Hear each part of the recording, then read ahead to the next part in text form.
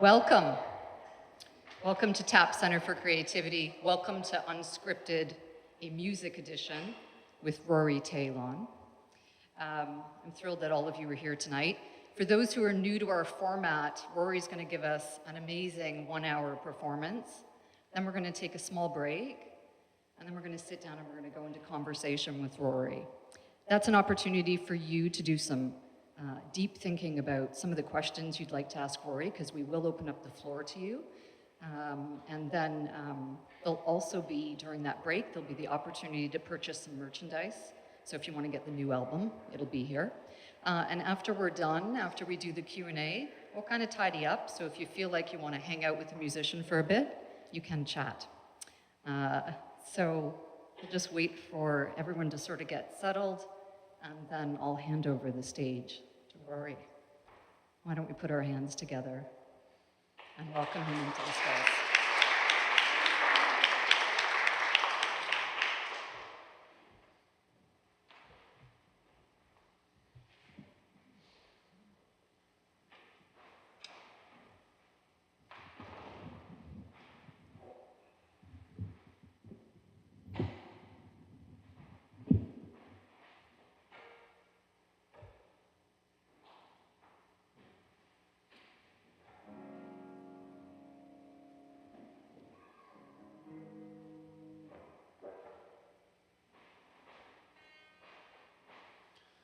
How are we?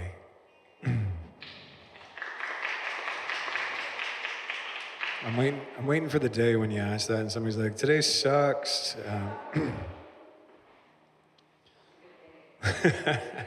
I'm here. I made it.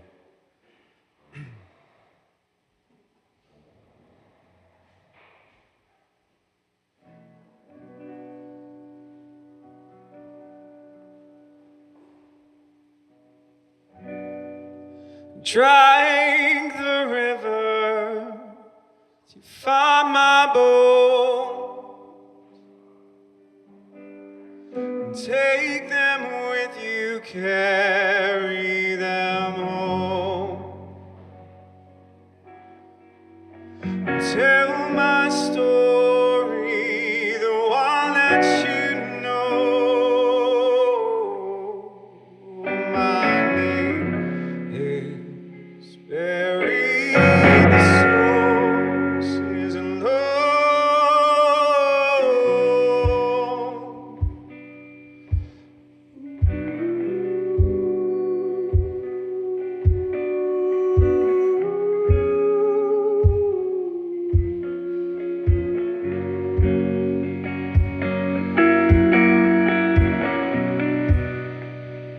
Gravity of it all reaches under my skin, holding on to pieces for comfort. All of the unfinished dreams, all of those missing thoughts, and remnants I need to sleep. Drag the river to find my bones. Take them with you, carry them home. Tell my story, the one that you know. My name is buried, the source is known.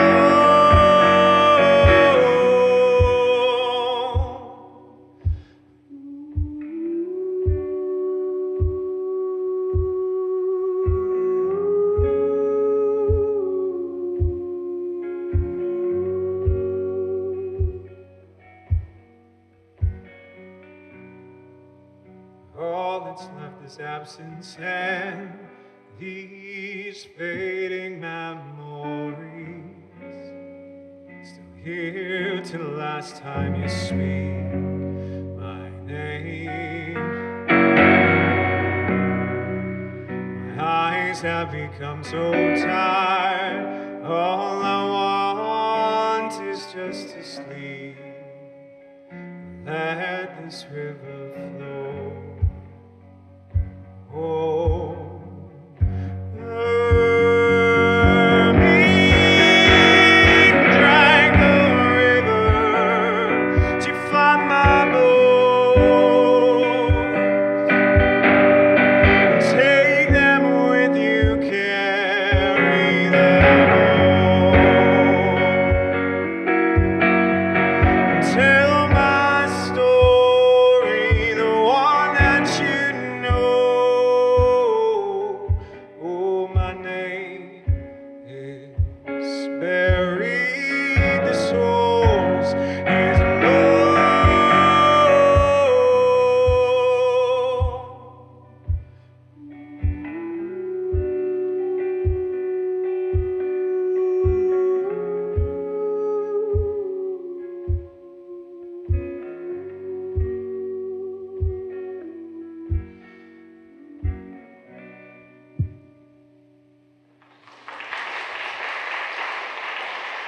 Thank you.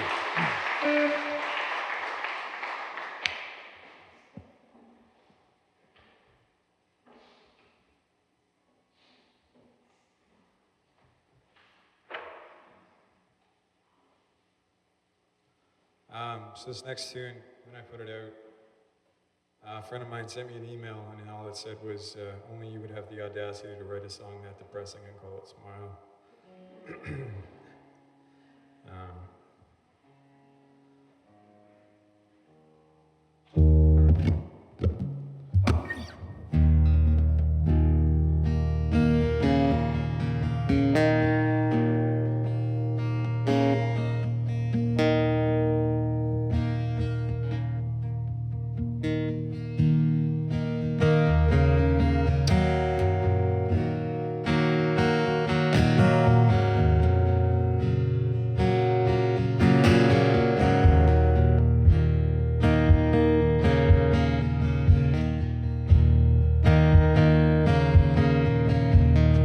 Come below to the place that I roam, where the light has never shone like it. It's my home.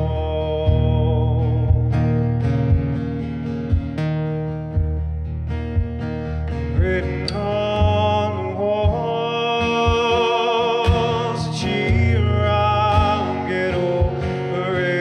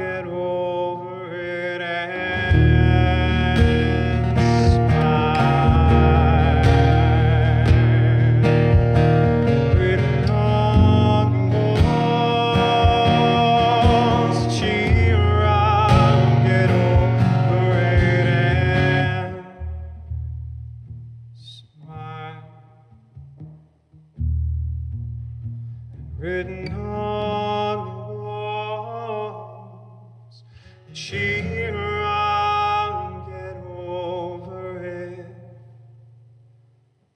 and smile.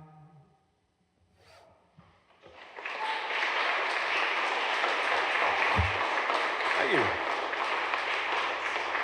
Thank you very much.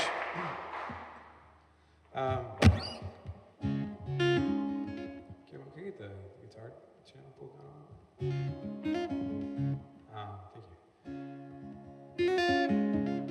So I'm on. This is the last weekend of a tour for me where I've gone across Canada, and it's been great. It's been long, a lot of driving. As you can imagine, I was telling a friend of mine that I've had to get 3 oil changes, and they were like, "What?" I was like, "Do you understand how big this country is?" Like, apparently not. Yeah, so that's always a harsh reminder of how far you've driven. And then the weird thing is like the road starts to be. It's like, oh, that's only 8 hours. That's fine. It's not the 10 hours I did yesterday.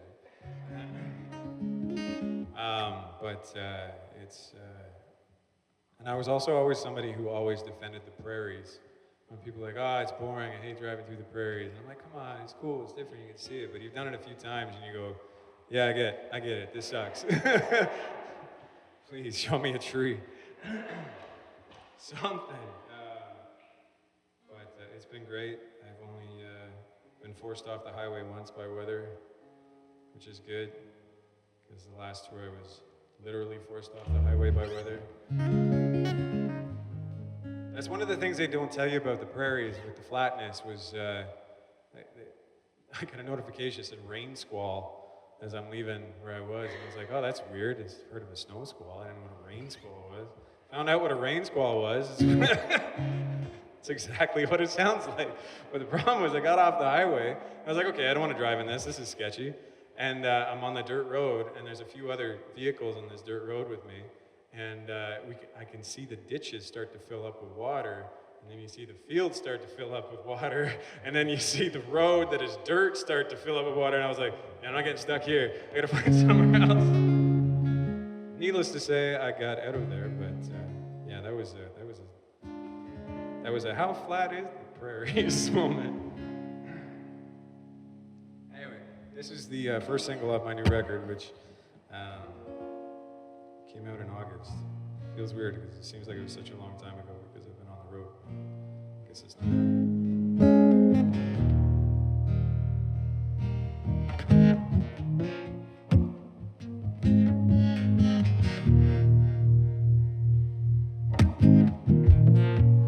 Just a sum of my mistakes, total of all my sins, revel in the good times and made sure learn from the bad. Some of those demons I've known consider themselves saints,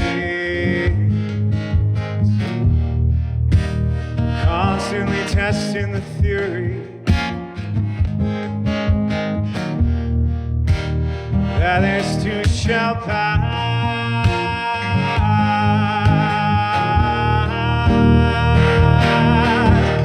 How can that hatchet be buried if you keep digging it out one more swing, one more swing?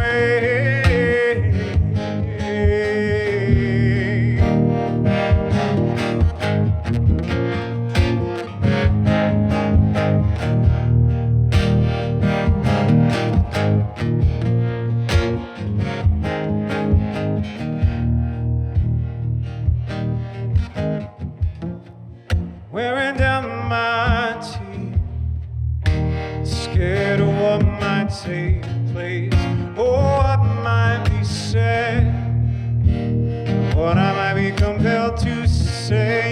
In my mind it's unraveled, someone could know their time. If forgiveness is divine,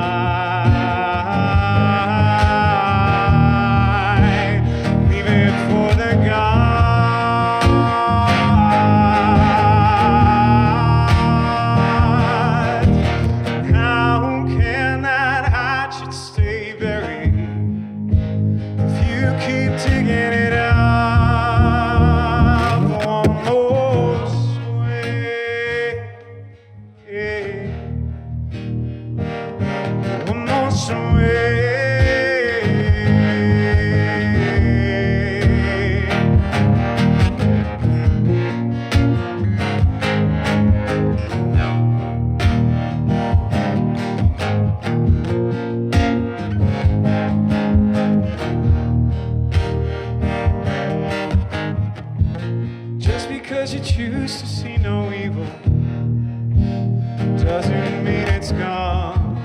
Let this fire cleanse me, and I'll watch the bridge burn. I'll let this go on too long. Run out of my road.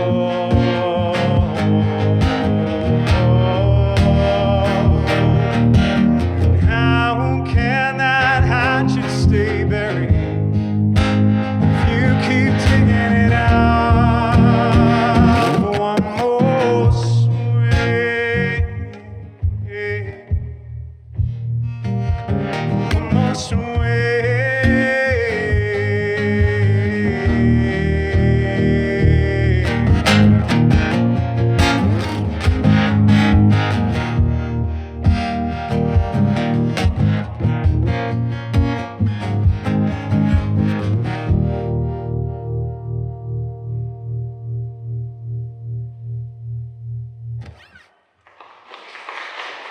Thank you.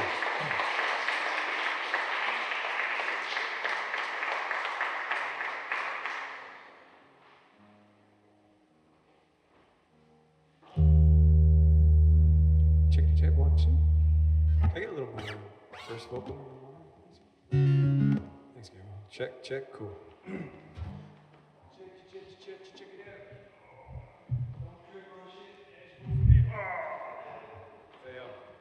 out. When I wrote that song, I showed it to my wife, and she's like, subtle.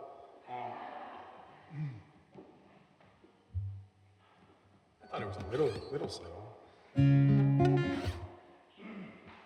So this is another tune off my new record, which, but if you've never heard me before, they're all new tunes.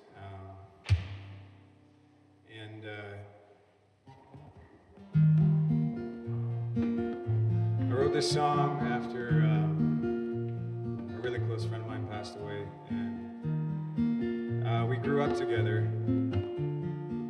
and so we got into high school together, and his celebration of life, I always forget that word. I want to say funeral, but it wasn't a funeral. Happened to be a lot of people that I hadn't seen since high school, and I don't know if you can tell by the gray hair, but high school's been a bit.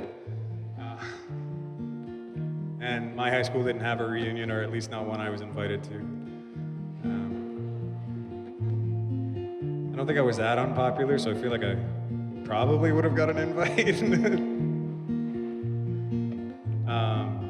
But anyway, at the celebration of life, I was sitting with another friend that I'd gone to high school with, and he and I are like, "Oh, hey, look, that's I can't remember her name. That's her name." And then, "Oh, she looks exactly the same," and "Oh, that's what's his face," and I wonder what he's doing, and that kind of stuff that middle-aged people do. Depends on when you die, but. After a while, my friend leaned over to me and he said, "Dude, this is the shittiest reunion." And that was perfectly dark humored for me to go, "Dude, I need to put that in a song," so I wrote this song. We have no need for reunions if our childhood friends keep on dying. We can catch up at the next one just as long as the next one isn't mine. Oh, isn't mine.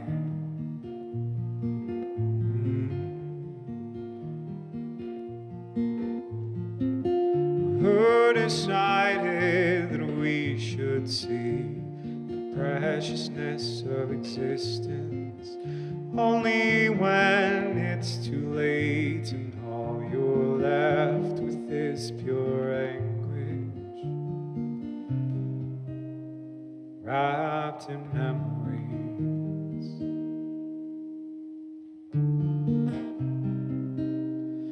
trapped in memories,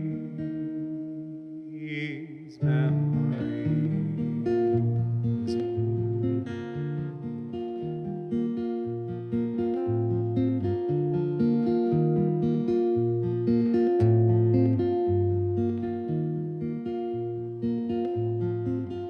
Painting portraits of someone who left us long ago.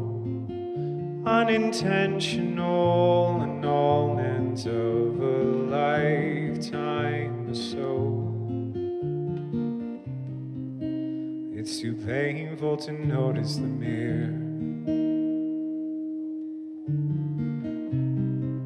Reflect the passing of the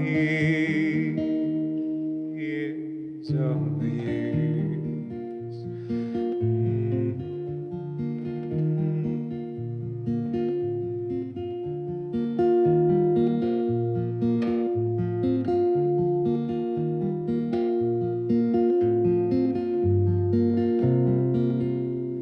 Loss has spoiled my appetite for triviality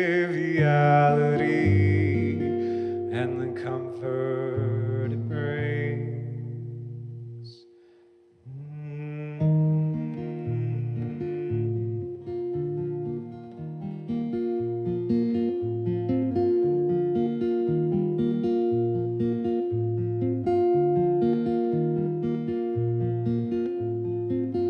Let's go back into the forest and just melt into trees. Change color with the seasons and dissolve into seas. Stay there and only leave when we get carried by the stream, by the stream.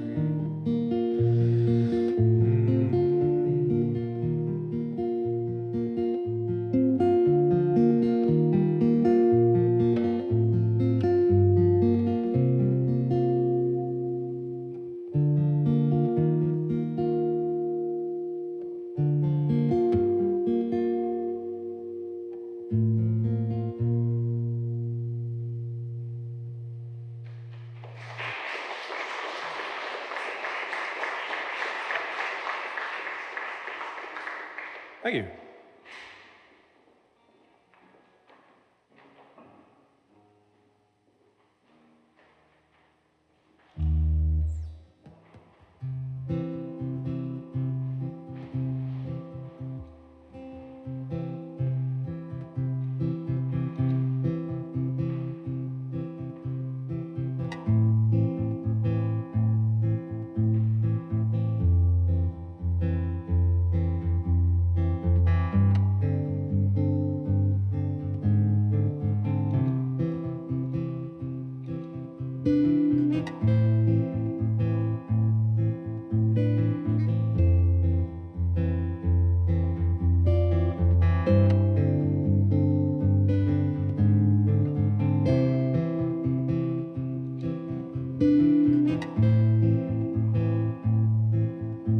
Band's gonna take this one. Cheers, everyone. Most people use loop pedals for flourish and to look cool. I do it so I can have a beer.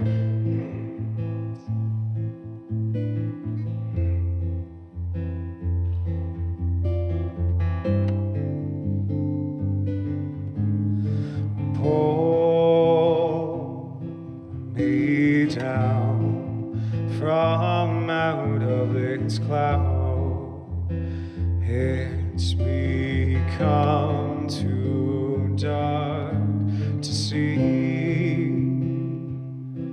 become too heavy to float up here. I must come down and pull me down. Please pull me down from out of this cloud.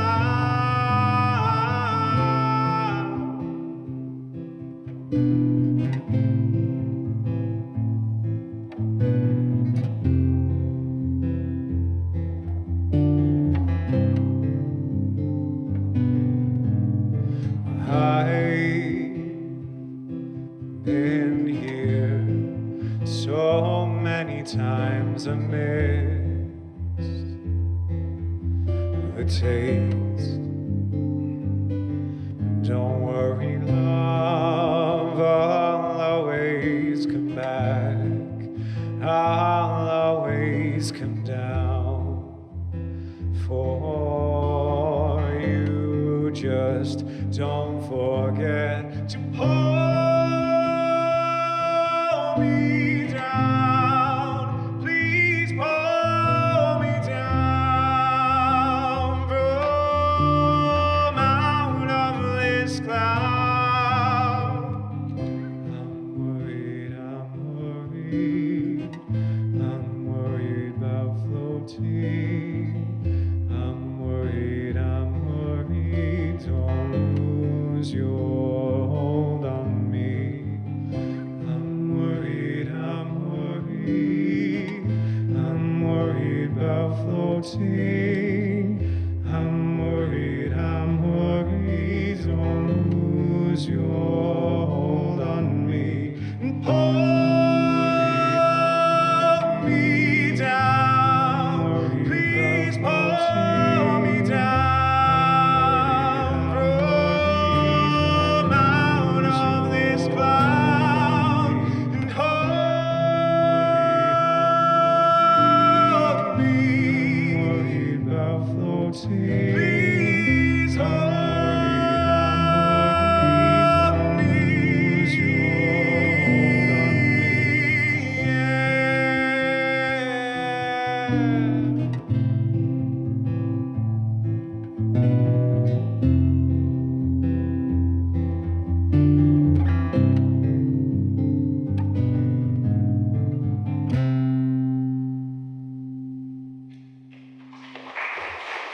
Thank you.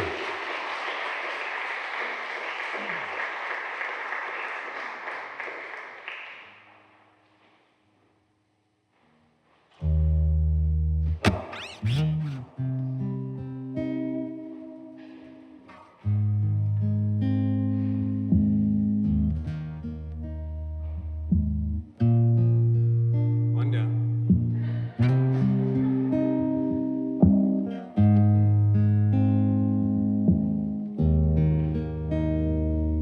I gotta watch it. Sometimes I get lippy with the microphone.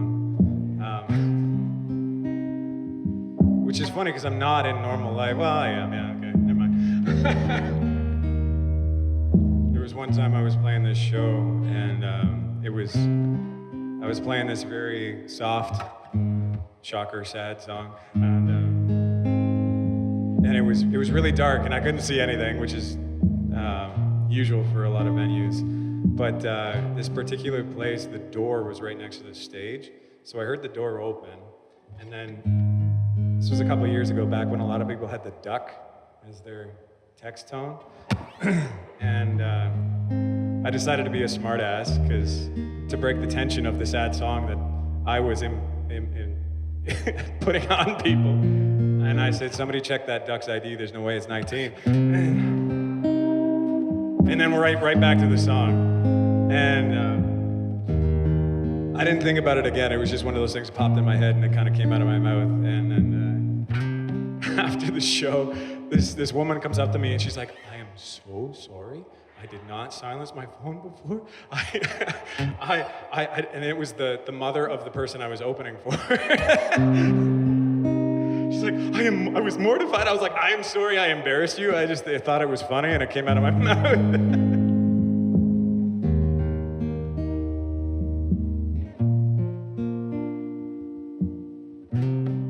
Where have you gone? Without you, I can't find my way. I'm surrounded by darkness, even though you told me to be brave.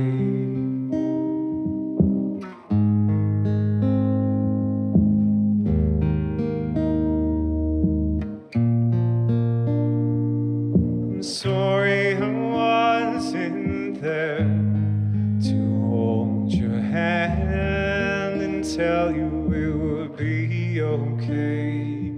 It tears me apart inside to stand talk to the spot where you now lay.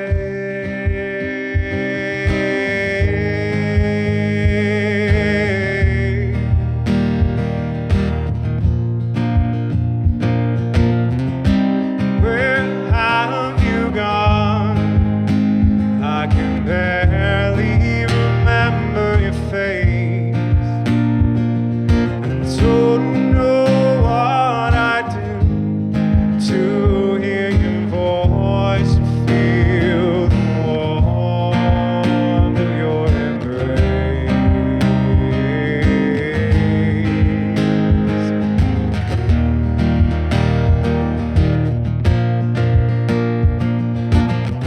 I'm not the angel I wish I was.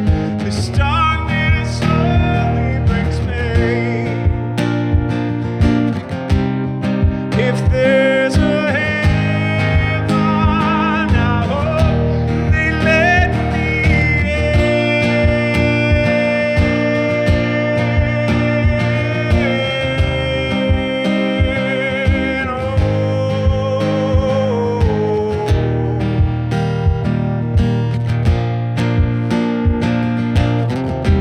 Where have you gone? I can barely remember your face. Don't know what I'd give to hear your voice, feel the warmth of your embrace.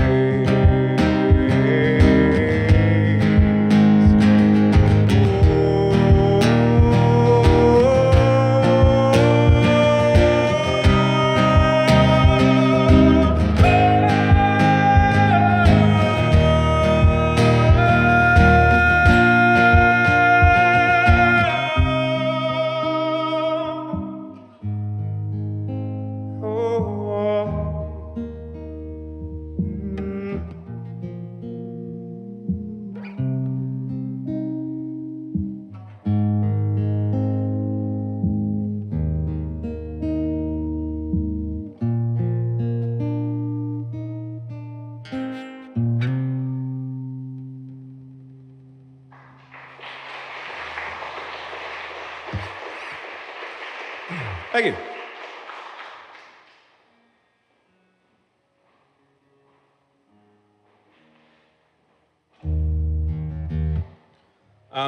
Just because, to set your mind at ease, this is a suitcase. I know a few people are wondering it. I wasn't sure if I'm ruining your questions later with that. Sorry if I did, and you gotta think of another one now.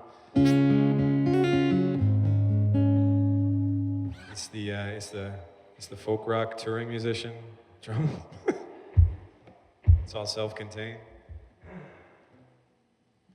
Fits in the van nicely as a makeshift headboard. All right.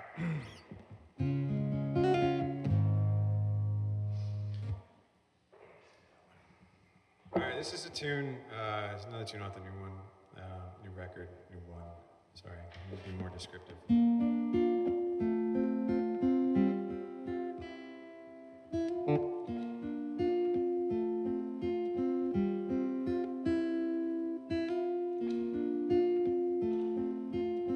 So, I'm not great at writing love songs, even though I'm in a great relationship. It's just one of those things I've never been great at. So, I haven't really done it historically, but other than just tormenting my wife by singing really irritating songs to her as she's trying to do something around the house. Maybe I'm subconsciously trying to get her to not expect love songs, because then I associate me singing love songs to her with annoyance. Shut up, Rory. But I think I got close with this one to a song that didn't sound super cheesy. So this is for Julie.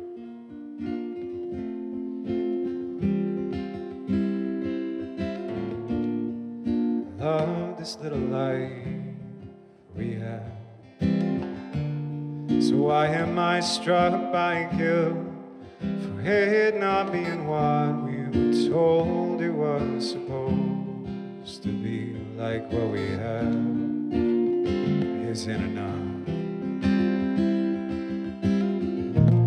risk it all for something I'm supposed to want, and feel shame in this abundance, just pretty enough to lose the pageant, but this is all I've ever dreamed of, all I ever wanted, all I ever needed. Already have someone to love who loves me. How can that not be enough? She deserves all of my affection, not just a little piece. Not done with my ambition, why pass it on? Risk it all for something I'm supposed to want, and feel shame in this abundance, just pretty enough to lose the pageant, but this is all I've ever dreamed of, all I ever wanted, all I ever needed.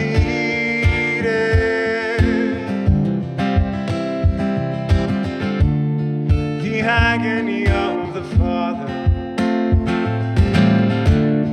passed right down through the Son, and guard them from familiar vices and familiar faults,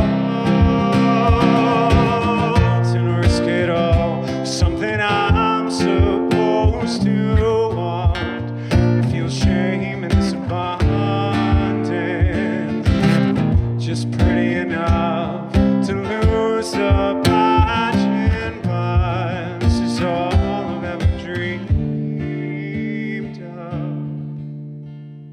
all I ever wanted, all I ever needed, all I ever dreamed of.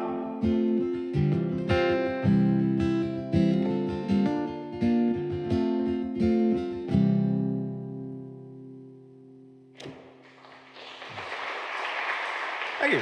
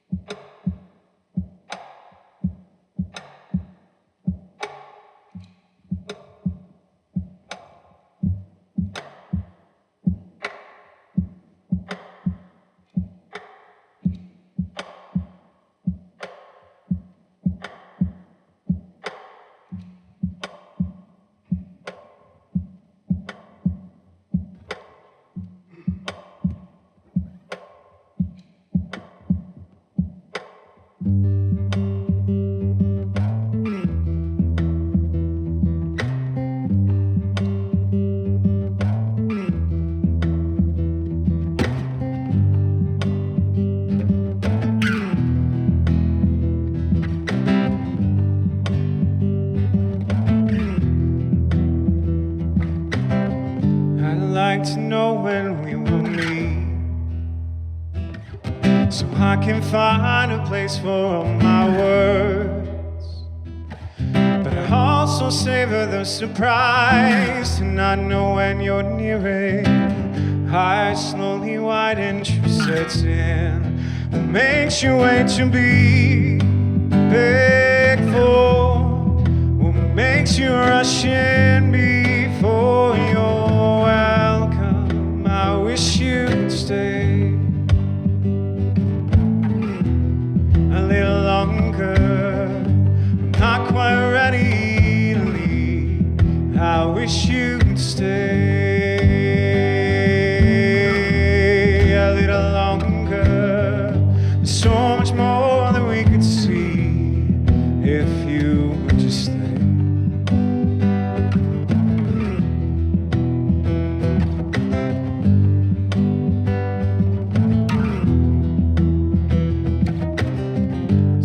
cherish your entire collection. Hold each of them close in a special place. Does it bother you to be so feared, hated, and avoided? It must have been so lonely all those years. You've had some of those most dear to me. Do you still hold them close like I so wish I could? Like I wish you'd stay a little longer. I'm not quite ready to leave. I wish you'd stay a little longer. So much more than we could see if you would just stay a little longer. I'm not quite ready to leave. I wish you'd stay a little longer. So much more than we could see if you would just stay.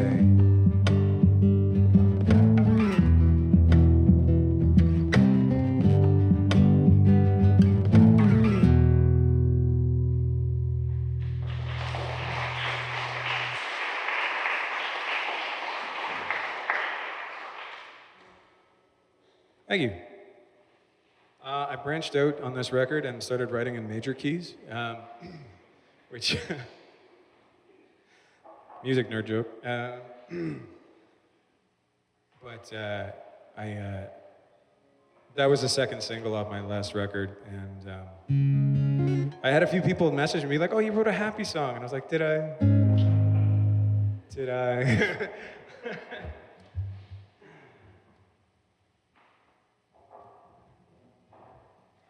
The original title of that song was called Death Wish.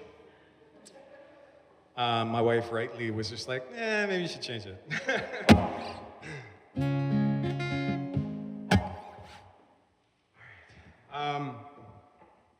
This song's called Despair.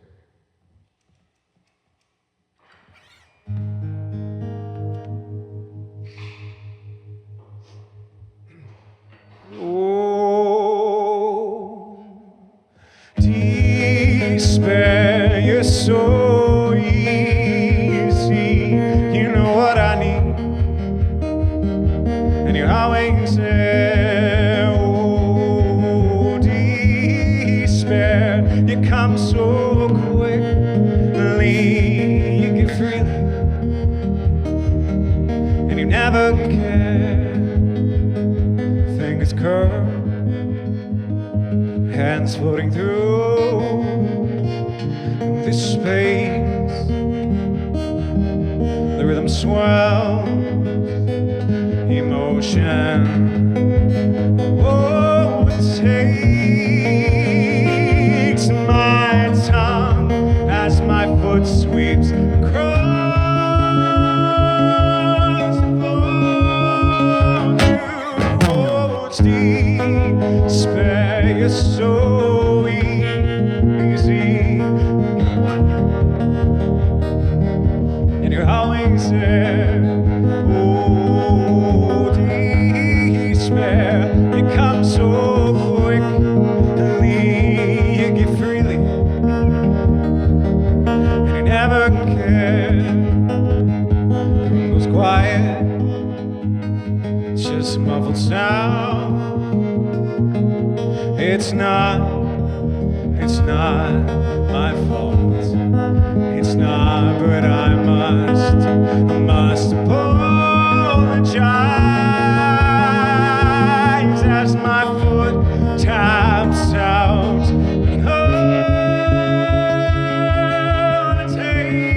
unattainable tempo. Despair, you're so easy, you know what I need, and you're always there. Oh, despair, you come so quickly, you give freely, and you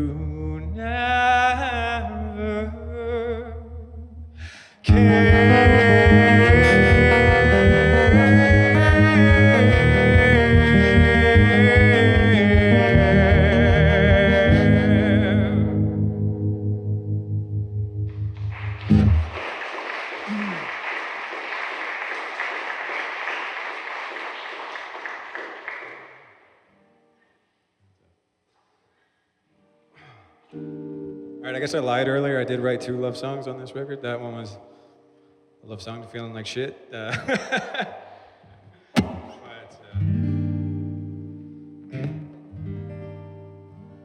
originally wrote that at like 6 in the morning, and it was a lot slower, and I played it to my wife when she got up for coffee, and it was a little more Leonard Cohen-y at the time, and she's like, what the hell's wrong with you? Despair is so easy. Again, she's great at giving notes.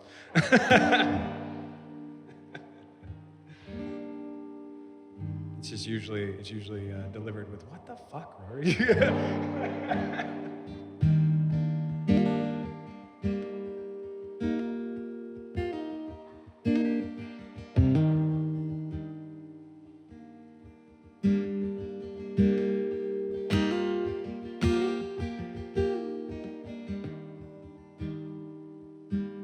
Poor woman's been putting up with me for so long. It just made me think of, so the song I'm gonna finish with has like a bunch of layers to it. Like a whack of layers, both vocal and instrumental. And when I wrote all the parts for that song, I'd started in the afternoon and it got dark, but I was like into trying to figure out how to make this song work. And so I set up the loop, what became the actual song. This will make more sense after the last song. I should tell this afterwards, but whatever. Chaos, agent of chaos right here. So anyway, I set up the loop and it got dark and I was laying on the floor in my living room with the loop going very loudly, and it's got like my voice as well as guitar. And my wife had come home from work and she's opened the doors. Rory? In here, babe. What's going on? So like I say, I've been tormenting my poor wife for years.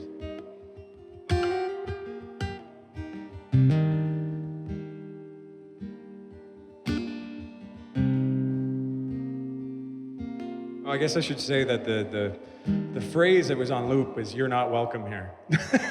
That gives a little more context.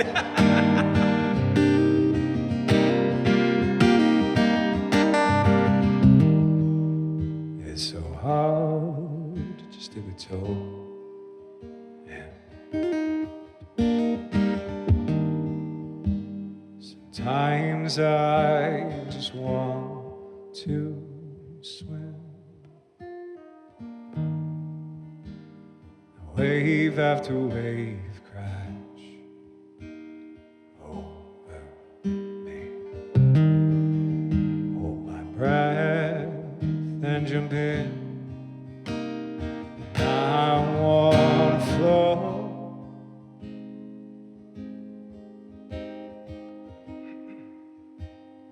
Take the weight off my heels.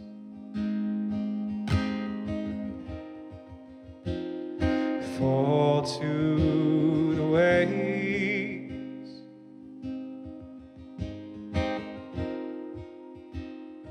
Know what it feels like to let go and just give in.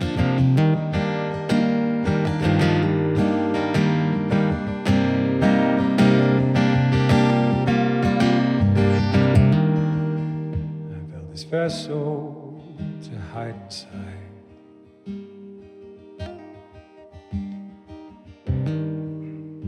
Sit alone and pass the time.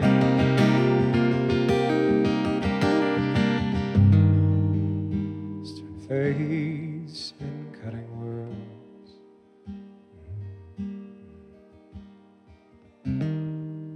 Keep myself hidden behind the eyes. I wanna float.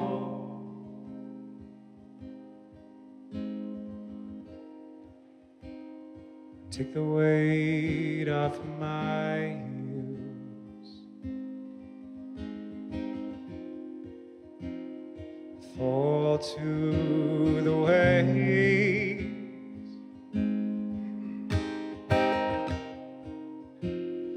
Know what it feels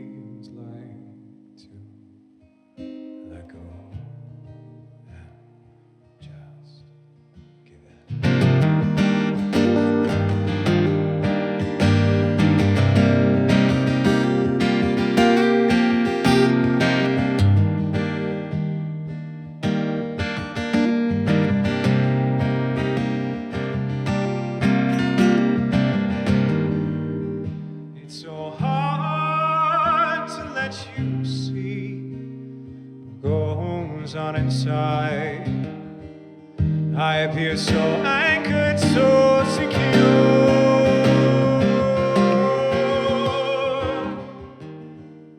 The current calls to me with such warm voices.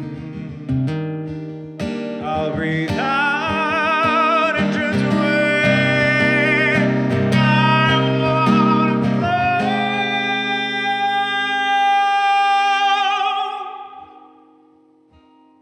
Take the weight off of my heels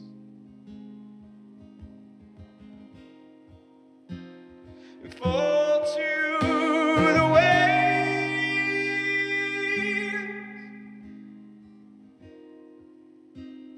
and know what it feels like to let go and just float.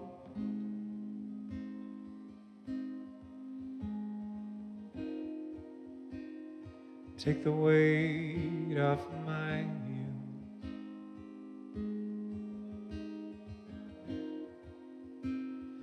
Fall to the waves.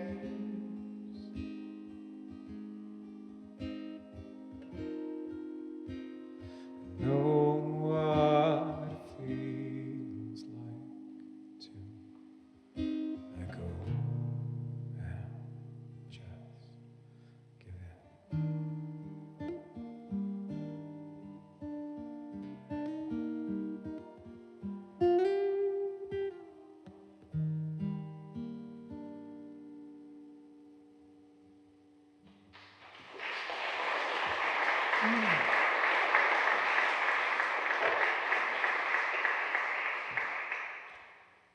All right, I got one more for you, and then we're going to take that break. If you like what you heard, I do have, damn it, forgot the things on my list. Sandra introduced me, so she got me covered on that one. I didn't have to say my name. But if you like what you hear, I do have CDs and records for sale. That's the one thing I forgot. Terrible salesman. Thanks to TAP Center for Creativity for having me and the whole crew here. And thanks to Guillermo for running sound. And yeah, it's great to be back in London. It's been a minute. It's been a long time. Holy. Sandra and I were talking before. I used to play at the Blackshire. That's how long ago it's been. The place hasn't been there since what, 2014, 15? Is it condos now? Everything's a goddamn condo.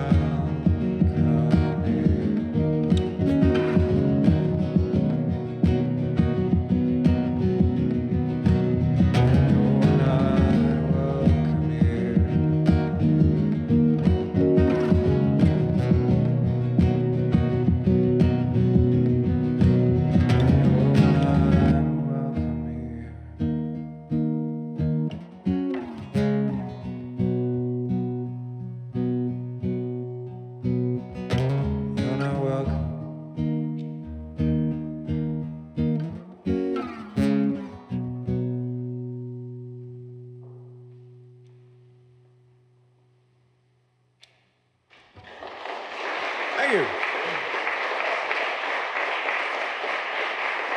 Thanks very much.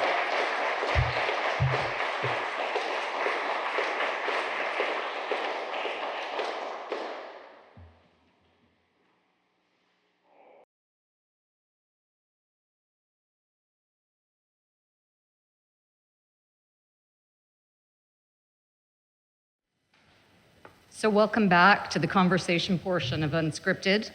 I was so concerned about introducing Rory, because I know he notoriously doesn't introduce himself till about the fifth or sixth song, that I forgot to introduce myself. I'm Sandra, I'm the director here at TAP, and it's been my privilege to have you in the house and to have Rory in the house. And this is an unusual role for me. I don't normally do the interview, so Rory said he'd catch me if needed. So I'm going to try and do this as smoothly as we can, and certainly encourage you to ask your questions as well. So that was a pretty amazing performance. So for those of us who have just gotten to know Rory, amazing to see him in person. And I wanted to start by referencing a quote that I found everywhere as I was doing my research for Rory. And it's this: when he sings, everything stops. And when it starts again, everything's changed. And I thought, how perfect for this particular musician. And so I wanted to share it with you if you haven't seen that quote. So Rory, you write about loss, dark moments, personal demons. You're like the Edgar Allan Poe of music. I've even got ravens. Your lyrics and performance send chills up our spines, but your voice, poetic lyrics, and melodies bring us back for more. You don't shy away from the dark stuff, the stuff we try and push down. So I thought we could start right there. Sure. So let's talk about, why your songs are so filled with the sort of things that challenge us day to day, and why that seems to be the thing that you write most about. See, I want to make a joke, but I'm not sure I should. I know we could have love songs, of course. There are love songs. No, I was going to say to torment my mother, but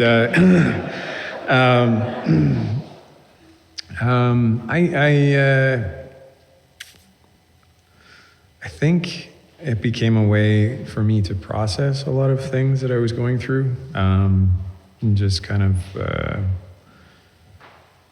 I don't know, to work through it. And I liked darker songs, and I don't know why I use the past tense there. I like darker songs, and I find I usually connect with them a lot. And then I tried not to do it too much for a while, and then when I started to really lean into it, I found that people were connecting more with the music, and I felt better about the music I was putting out.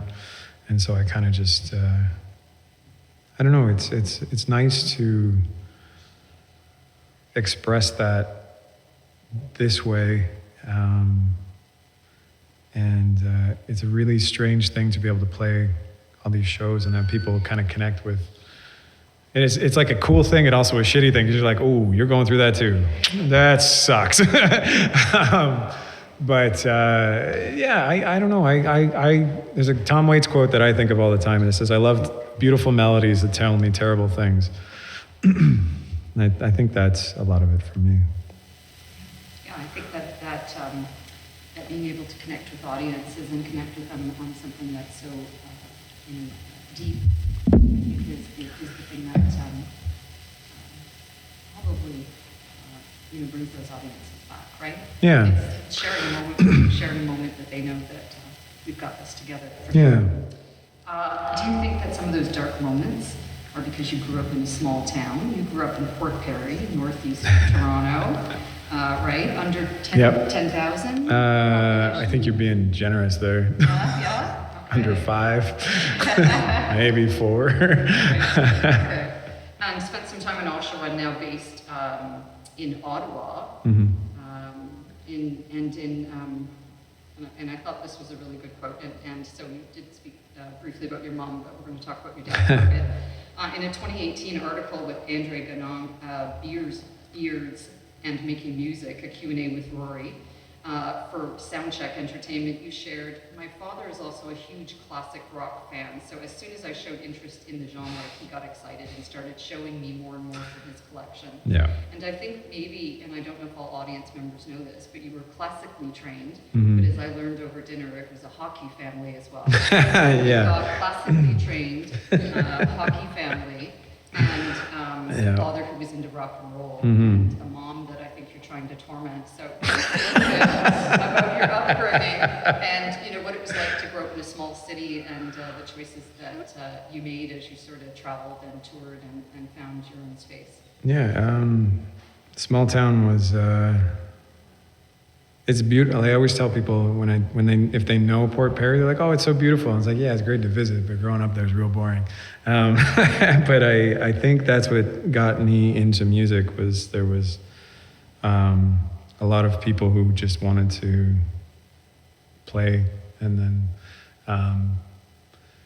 Yeah, so like when I was in high school and I first started singing in bands and people realized that I could sing, I was in about 8 bands at one point because they're like, Rory can sing, let's put him in this band. So that was a cool thing about being in a small town was like that traveled quickly and I could do that. And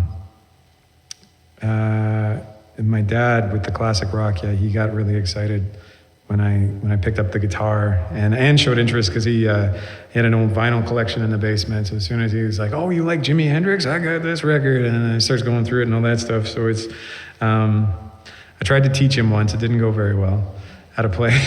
We have opposite hands. I have long, skinny fingers, and he has short, stubby ones. And so he was getting frustrated putting his hands around the guitar. So he's like, "I'll just listen to you play." So, but yeah, and then. Sorry, I'm getting lost in my own thoughts. The hockey. Yeah, so hockey family, so we all played. And then it's actually how I met the bass player in one of my first bands. He was the guy who could score goals, but he ran his mouth. And I was the big guy who could hit, so I got put on his line to make sure he didn't. My job description was, Rory, this is Matt. You're on his line. Make sure he doesn't get his ass kicked. And then we started a band together. But yeah, I don't know. The small town. It's cool to do. There weren't a lot of opportunities to play shows. There were a lot of bands that we played in. We played like once a year, and then so going to Toronto for a show was kind of cool. And then, yeah, as soon as I could, I got out of the town to give more opportunities to performing. And it's not just strings that you play. Mm. You sort of fool around with a whole bunch of other things, right? And it's not just the guitars. I heard that there was a song written on a ukulele. Yeah. There's a harmonica, I think, in one of the, is it a 2018 Ottawa Dragon Boat Festival summer session? Yeah. That was surprising. Yeah. So it's not just string instruments that you sort of picked up. You've sort of picked up a whole bunch of things. So how easy was it for you to learn to play music? I find if you play one stringed instrument, you kind of have an idea to play the other ones. Like you obviously have to learn, and things are different, and tuning's different, but you already have knowledge in that, and a lot of. I'm kind of a jack of all trades, master of few. It was always in bands. It's like, oh, this song needs this. Yeah, I'll figure that out to a point where we can play it and stuff. And the harmonica? Harmonica. Well, that was my dad there because he likes the harmonica. So, and then when I started learning to play other people's music, he's a big Neil Young fan, so I learned a lot of Neil Young, and if you play Neil Young, you got to play the harmonica. Same with Bruce Springsteen, I learned a lot of his stuff, and same thing, so it was, it was just something to play, and actually, first time I met my wife, I was playing the harmonica, and all her friends thought it was wild. Did she think it was cool? Did Julie think it was cool? I'm not sure. I'm unsure. The vocal training, right? Choirs, choral. Yeah.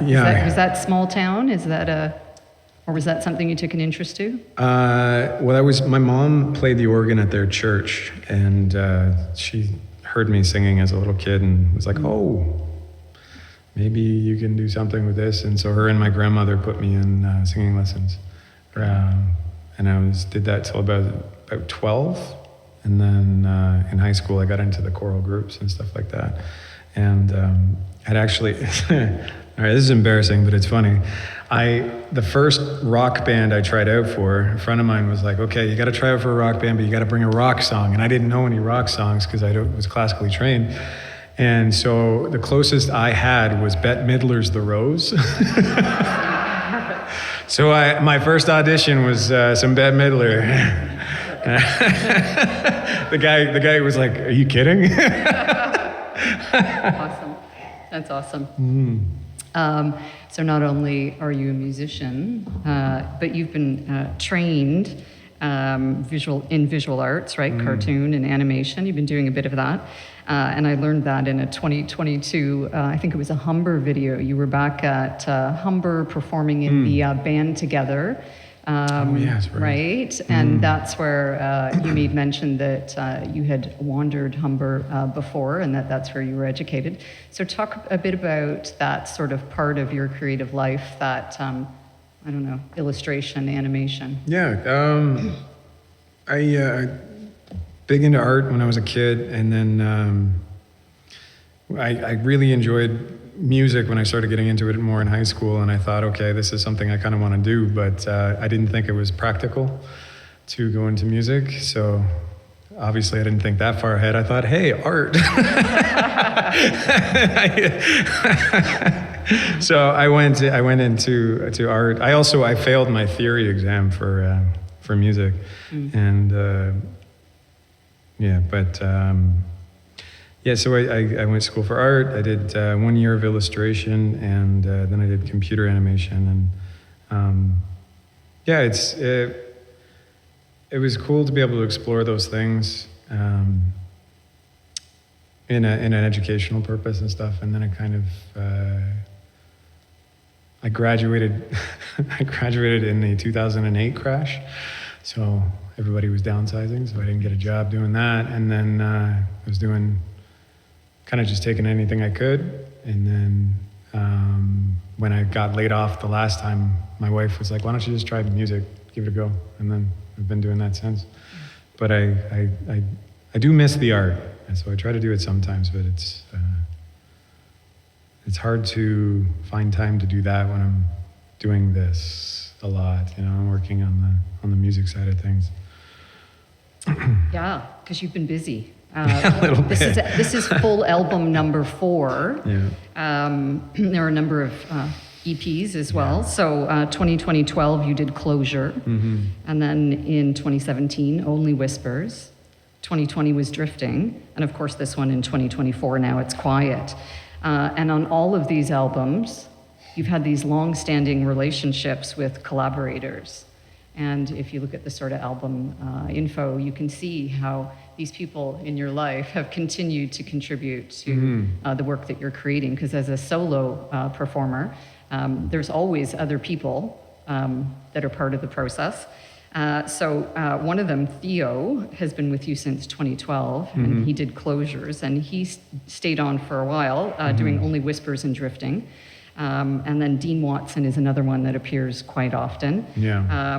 Dean did Drifting, and Now It's Quiet. And these people have both done sort of mixing or producing, as well as picking up an instrument for those albums as well, right? So you credited them with some of those songs. And then the other one, of course, is Jack 11, who's done the artwork and designs and layout on the last 3 albums.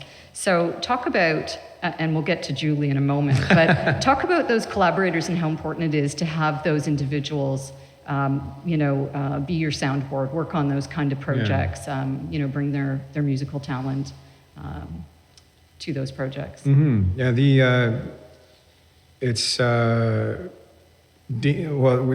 start with the instrumentation. So with Theo and Dean, this last record, it was just Dean, Julie, and I in the studio. But before, when it was, we had Theo as well. A lot of times it would be, we'd have a song, and then I have an idea, and I make it, and we start recording it. But then you kind of sit in it and go, what else could we put in this? And then they kind of spitball ideas. Oh, it'd be cool to put this little bass line in there. And then a lot of times I'd be like, I can't play that. And so they'll pick it up or something. And then on the last record, yeah, Dean's great for a lot of the looping songs because he gets really excited when we start putting little pieces and things. So he's always like, let's put claps in here. And I'm like, I don't know what claps fit. He's like, shut up. We're putting claps in.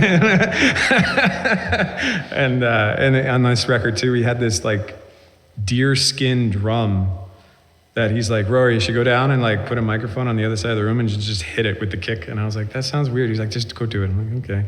And then I do it. I'm like, oh yeah, it does sound cool. It's nice to have other people to bounce. And then, you know, I joke about my wife giving me a hard time on a lot of these things, but she helps me a lot with that too, because a lot of times she like reins me in on I'll be like, oh, this and this and this, and she's like, that makes sense to no one but you. Maybe you should do this, and she's always right. So it's I don't mean that sarcastically. I mean that in truthfully, and yeah, I'm not the best with collaboration, but I do enjoy it. I guess I don't search it out, but I should. And then. So did Dean and Theo search you out? No, Theo and I have been friends since we were very young. So I recorded the first two EPs and the band record with him. And then when I moved to Ottawa, I was looking for a different space to work in and kind of just branching out. And that's how I met Dean. And because he had a church there he was recording in. So Only Whispers was actually recorded in the back of a church. And we just really got along. And so I've used him to record the last 3 albums. And then, yeah. So let's go back to Julie. Julie plays piano, percussion. Yep. I think on Drifting and on Whispers. Mm-hmm. And maybe Now It's Quiet. Yes. Yeah. But nothing on Closure. No. So you and Julie were together when we you were, made yeah. Closure. Yeah. She just wasn't in the studio. Okay. Julie also, I was going to say though, I mean, it's not only piano and percussion on the albums. Julie also did camera and was your production crew. Yeah. During the 2020 Ottawa Dragon Boat Festival recording. So a lot of that stuff that was happening during the pandemic, she was helping out. So you can talk about sort of Julie's role. And I guess the question that I really had is, how do you keep the balance between your creative partner and your life partner in that way, right? How do you and Julie sort of keep that balance? Because as 2 kind of musically inclined people in the house, how do you work that out? I'm going to sell her out a little bit. Julie's not very musical. I force her.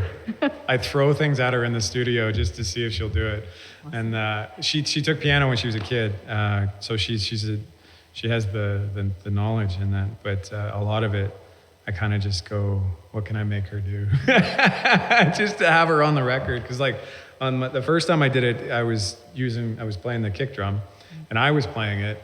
And then we took a break while we were trying to figure out guitar tones, and she just kind of was kicking it. And I was like, keep doing that. And then so we got her in on it. And then so it's kind of been a thing for me where I try to find things that I can make her do where she doesn't feel too uncomfortable and nervous. But it's nice to have her on the records as be a piece of it. So like the piano parts, it's like I'll figure out a little piano part that I know that she will feel comfortable with. And I guess that's probably, she won't see that as the balance because I torment her with that. But it's really, it's interesting. She'll say to me all the time, she's like, oh, do you wish I could sing and play guitar with you? And I'm like, sometimes, but at the same time, it's kind of nice to have a partner who's not in the same realm of like, direction, I guess, or something. And then, because it's like there are a lot of, like I was saying, she'll rein me in a lot. I'll be like, oh my God, it'd be so cool to do this and this and this. She's like, Rory, you should take these parts and then work on those. And I'm like, yeah, okay, you're right. Awesome. Yeah. Awesome. So that's the balance for the 2 of you then. And she's wildly supportive, which is amazing. Obviously, if she's willing to pick up piano and percussion. That's not her thing. That's awesome. Yeah. That's really terrific. Okay, so that's collaboration. And when you think about your community where you're based now in Ottawa, You know, you hustle. You hustle for a career. So talk about the community and the network of musicians. You know, how much of your practice is actually kind of hustling those kinds of gigs, those connections, finding inspiration, you know, looking at collaborations. Though it sounds like, you know, you don't love to collaborate.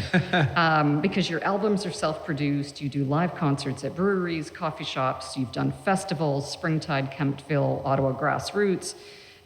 You've done community radio, lots of it. It sounds like you've done a super crawl in Hamilton.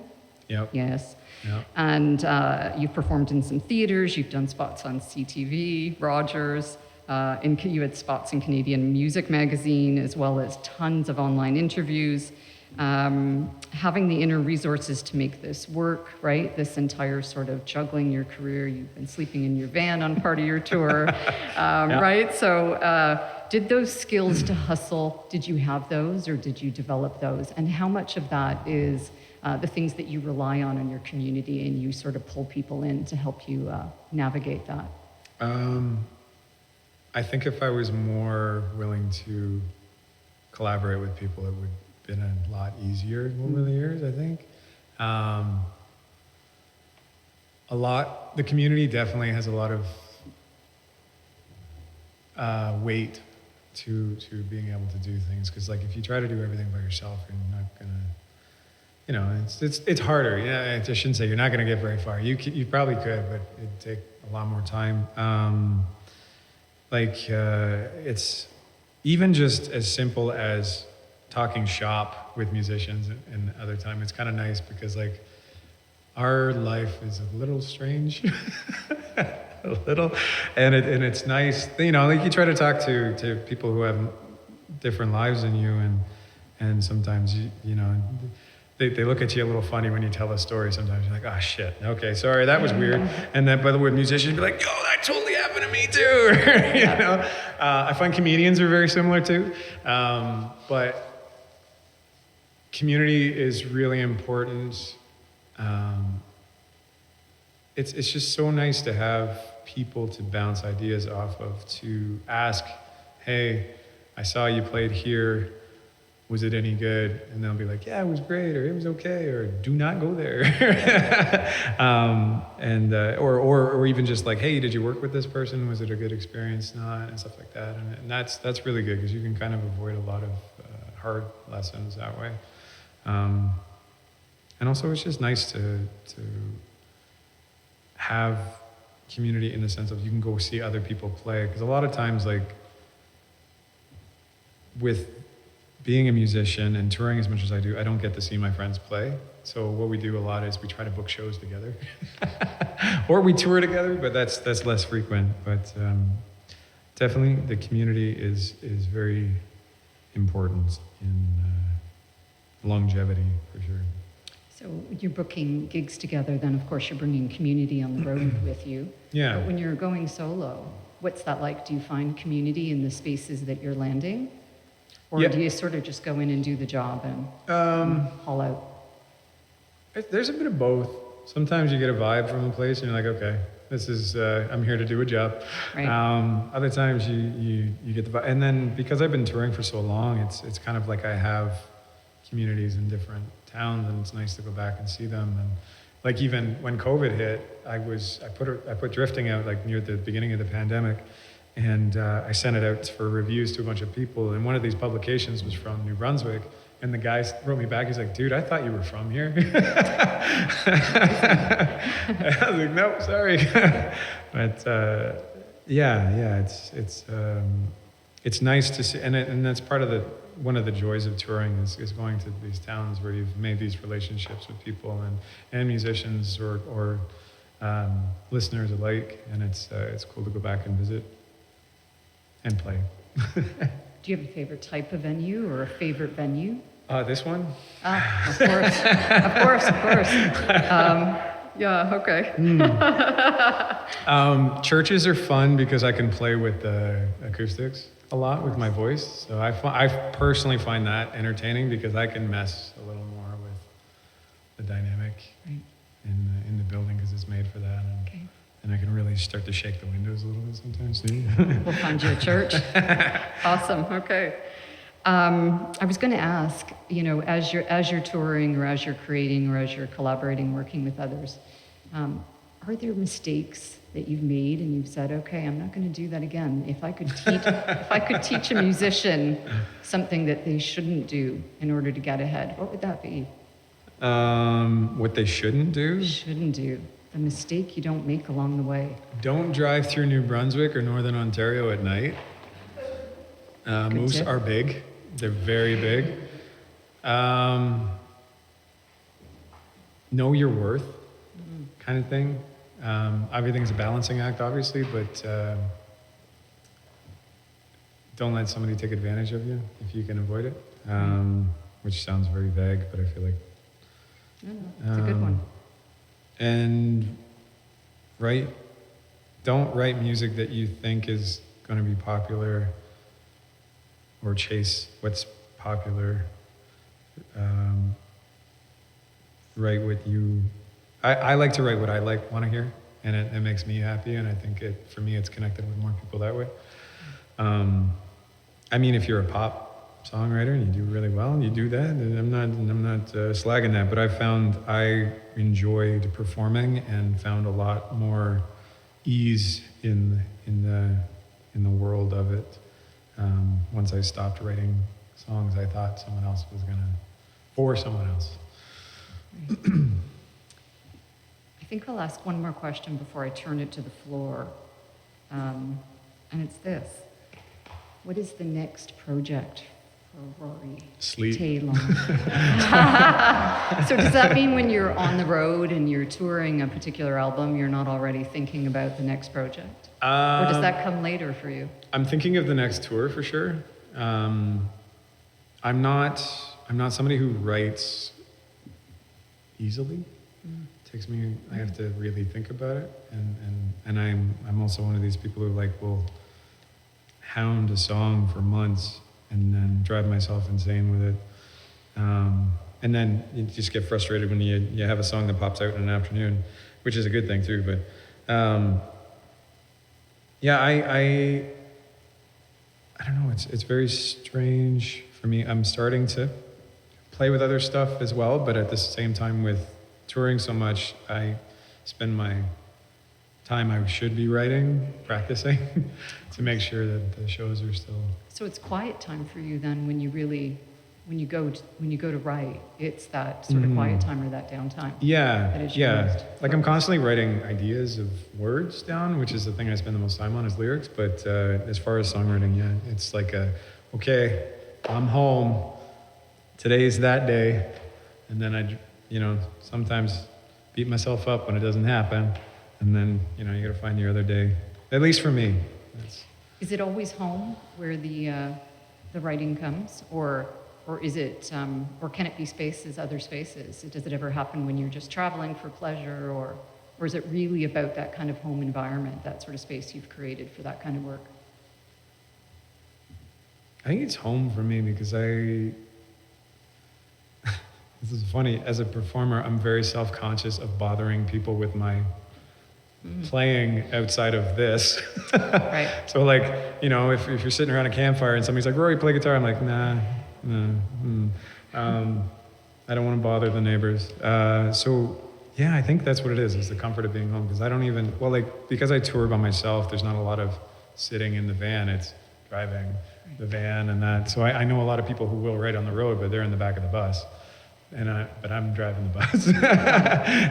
So it's a little harder that way. Harder to write and drive at the same time. Yeah. I'll get phrases in my head and I'll swirl them around and stuff. And then when I stop for gas, I write them down and that. But yeah, most of my stuff goes on at home. Is Julie in the studio when you write? Or is that not permitted? I don't know. I feel subconscious when she's around for that stuff too, because sometimes I'll be working something out and she's like, that sounds weird. And she's right, but it's working it out and stuff. So I try to get to a point where I'm like, okay, this is a first draft before I show her, because then, fresh ears on it and stuff. But yeah, it's kind of a solitude thing for me, for sure. That's great. Thanks for sharing that. Yeah. It's nice to know what people's process is, for sure, for sure. Yeah. So we'll turn it to the floor for a couple of questions. Josh, who is here in the center, has a microphone. So we'd like you to go to the mic if you're going to ask a question. And all you got to do is put up your hand. No pressure. Any questions? I know there's some family members here. Anyone want to share something? Something about Rory? Sorry, was that favorite cousin? Is that what I heard? Oh, I see, Rory. They want to know. They want to know who's your favorite cousin. You're on the spot. Mr. Taylor. Yeah. Any questions? Cool. Okay. Oh, hang on a minute. I think we've got one right here. Yeah. Do you mind going to see Josh? Thanks, Josh. Yeah, so I'm just curious some primary influences as far as like bands. I know you said you're into classic rock and you have the classical training, but like what bands do you really take into your music, as well as nowadays, like what music are you listening to in your free time? Is there anything that really stands out? Right now I'm listening to, actually when I wrote this record, I was listening to a lot of Jason Isbell, Sharon Van Etten. I kind of bounce around, like I'll collect stuff. So right now, who am I listening to? Leif Volbeck just put out a new record. It's pretty good, but his record Twin Solitudes is like, Leanne LaHavis from the UK. She's so good, and I feel like she got me to really think about groove differently. Shaky Graves, that's where the drum comes from. Yeah, I don't know. I branched away from the classic rock stuff when I got older, and it's nice to kind of listen to it again, but I don't listen to it too much anymore. But I'm sure I'm forgetting somebody right now. Stan Mangan. I don't know, I take pieces from little things, and I kind of get like obsessed with songs. Like one of my songs has like a dirty riff on it because I listened to a Georgia Harmer song which has a dirty riff, and I was like, I want a song with a dirty riff on it. Yeah. Awesome, thanks. Any other questions? Run. Good, huh? Thanks you so much for everybody for being here. Yeah, thank you for your ability to awe us with your vocals, and a performance that always is going to lull us back to the stage. Thanks very much for that. That was really awesome. Thank you so much for having me. Really This awesome. was great. All right, let's give Rory a hand.